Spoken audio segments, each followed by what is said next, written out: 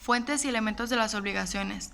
Centro Universitario de Ciencias Económico-Administrativas, maestra Berta Campos Gutiérrez, alumna Rubí Carolina López Salazar.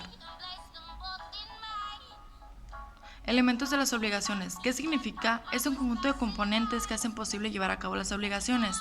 En la relación a la obligación participan tres elementos principales: los sujetos, el objeto y la relación jurídica. Sujeto. Son el elemento personal de la obligación. Pueden ser personas jurídicas o físicas. Las denominaciones de acreedor y deudor se emplean respectivamente para designar al sujeto activo y al pasivo de la obligación. Existen dos. Sujeto activo es el acreedor, es decir, el que tiene la facultad de exigir el cumplimiento.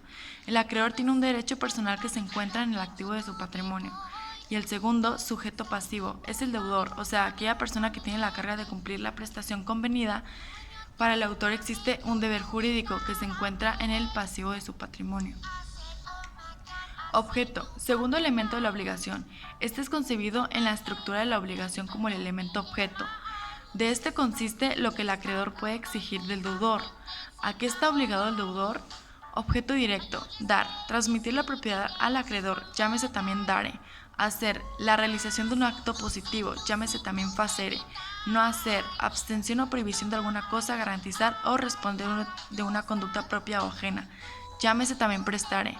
Prestar, transmitir el dominio más no la propiedad. Y objeto indirecto, es la cosa misma sobre la cual recae la conducta.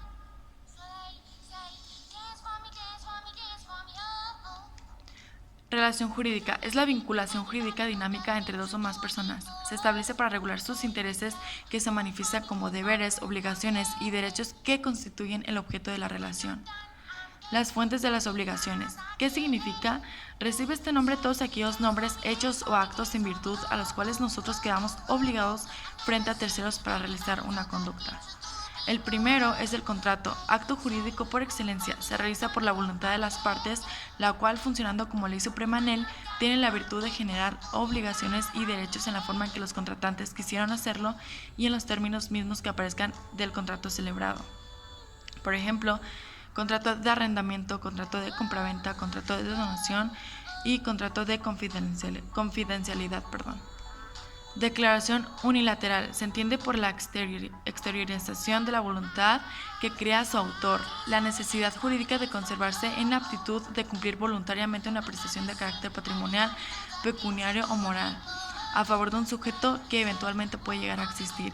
Por ejemplo, los descuentos de ropa, las promesas, por ejemplo, de sorteos, cuando te ganas, tienen la obligación de darte el premio, aunque tú no pagues o hayas firmado.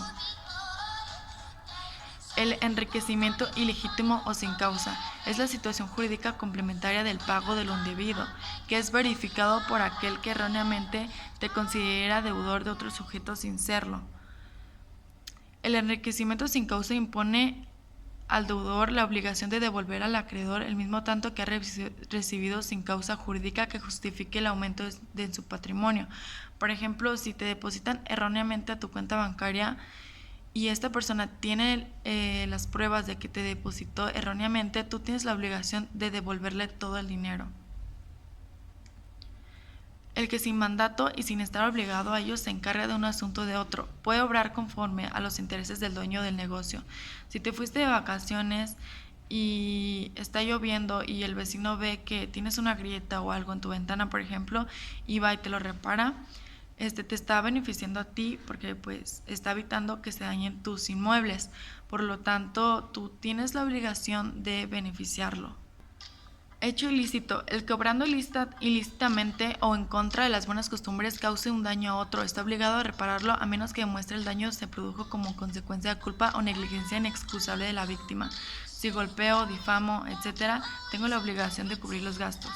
Riesgo creado. Cuando una persona hace uso de mecanismos, instrumentos, aparatos o sustancias peligrosas por sí mismos, por la velocidad que desarrollan, por su naturaleza explosiva o inflamable, está obligada a responder del daño que causa. Por ejemplo, si yo llevo un tanque de gas a un lugar donde no había tanque de gas y explota y causa daño, yo tengo la obligación de pagar los daños.